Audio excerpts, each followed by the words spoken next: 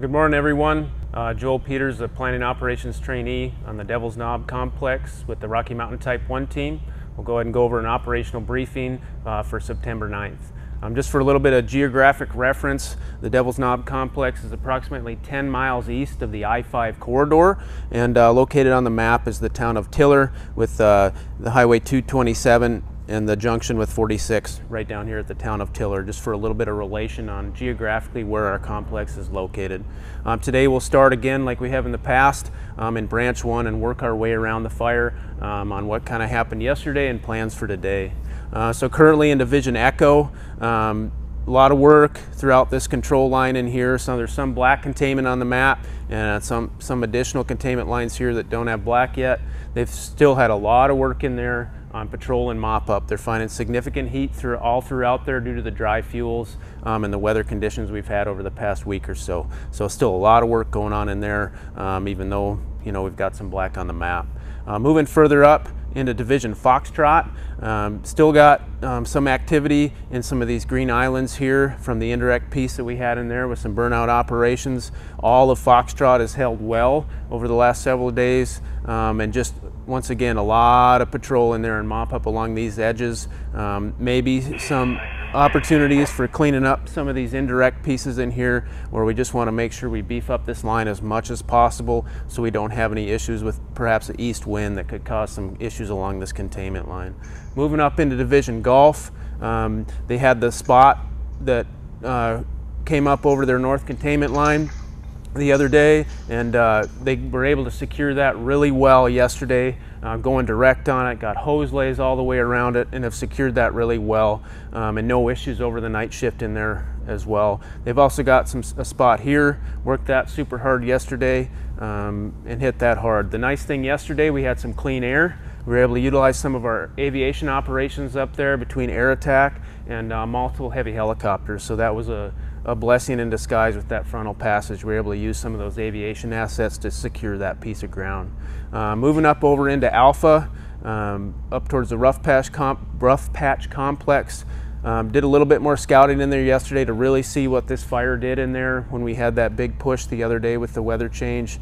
Got a pretty good plan in there on how we're going to try and keep this box as small as possible to tie into the Rough Patch complex. There will be some indirect operations in there. A lot of the ground in here, it's an extremely long distance. It's kind of like the shoreline of the ocean, to where it may only be the crow flies 6 miles, but in reality it's much, much further than that due to very irregular edge, lots of spots. This is a very steep drainage. No visibility, not a place that we can actively engage resources, and we're also very limited on the number of resources. So they've got a good plan on pushing indirect up to the west towards the Rough Patch. We'll also be establishing a spike camp up to the north to minimize some of our drive times and get people out to the line a little bit quicker as well up to the north. Moving further down south into Bravo, once again the main focus has been Ash Valley. We got a structure group that's been in there working hard in there to try and secure those structures. Still a lot of work in there once again, some backing fire in some of these locations, and a lot of patrol mop up in there, and that's where we primarily have been focusing our night shift operations as well, to secure those structures. Definitely not out of the woods yet, but quite a bit of work. The spot that got established on the other side of the valley, on the west side, or excuse me, east side, is definitely still moving around a bit in there. Did some scouting. There's not a lot of opportunity in this crosshatched area due to resource concerns and the topography to really be able to do much with that piece.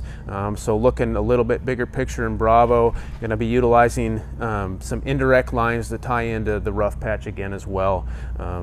Due to our weather conditions, we're not having a lot of active push on the edges, so basically kind of our plan over the next several days with this cooler weather, hopefully we'll get some clean air and can get utilize aviation operations where needed, but we're going to get some of these lines in. As of right now, it doesn't mean we're necessarily going to burn it out due to the weather conditions, but we want to get them in if the weather changes and we get another frontal passage on what created this large push out to the east. So get that stuff in and be ready. That currently don't have plans for any more burning out here, maybe a little bit back here to clean this up, but into the future that could change depending on weather conditions. So that'll kind of lead us on which direction we need to go with that. Moving further back down into Charlie, branch 2, They were able to secure a little bit of the finger that comes out in the old Buckeye fire right on the north portion here. They were able to create a little bit of a heel there where they had some active movement and some heavy fuels. So they were able to get a hose lay in there. We're still not able to get all the way around it due to safety, steep country, old burn scar, tons of snags. So they're working on what they can in there. Still got a good plan for if that does try and move. It's been nearly 2 weeks since it's had any significant movement, so hopefully that's looking good. And then the rest of Charlie moving back, just once again, a lot of patrol, a lot of mop up in securing this area. Like I said, those fuels are holding a ton of heat just due to the fuel moistures and the amount of fuel loading out there. Moving south down into branch 3, kind of the whole west side still kind of, as of yesterday, in really good shape. Working on a little bit of rehab operations in there and getting some stuff squared away with the forest in there. Moving into Juliette around the other side, we had that slot from our weather event and that frontal passage. They got hand line and dozer line pretty much all the way around it. A little bit of indirect due to topography, but they've got some of that tied in and are going to be focusing very heavily on that so we don't have any issues in there. We do not want that fire heading east at all. So that's the primary focus for Juliette. Got heavy equipment, crews, engines, a full complement of resources in there trying to pick that up. Moving north into Hotel, a lot of patrol and mop up on this road feature in here on that control line. That's part of some old burn scar there, so once again they've got a lot of snag concerns and significant heat along there down towards drop point 41, just a little bit north and west of the world's tallest sugar pine there, which is by the way is all in good shape and is well currently outside of the black. Moving across to the north of Hotel, a little bit of activity in here yesterday where some of this fire has started backing down the hill. We're getting some falling modules in there to try and clean up some of the snags in the old burn in the green area, so if this fire does come down to the road, we don't have some of those you know, taller and larger DBH trees that have an opportunity to fall and hit the road and compromise anybody's safety. So they're going to be working on that over the next couple shifts as well to help secure that north part of Hotel. And kind of mentioned the air operations stuff a little bit already, but we basically have the same complement of aviation operations, or excuse me, equipment. We've got an additional Type 1 in, but we've got one that's going to time out for maintenance and is going to have to go in. So more or less we'll be back to the 2 Type 1 heavy helicopters and 2 Type 3 helicopters. So pretty much the same. We'll be able to use one of them for a little bit before it has to go down for maintenance. But so that hopefully get some clean air and be able to utilize those as much as possible throughout the complex. Thank you.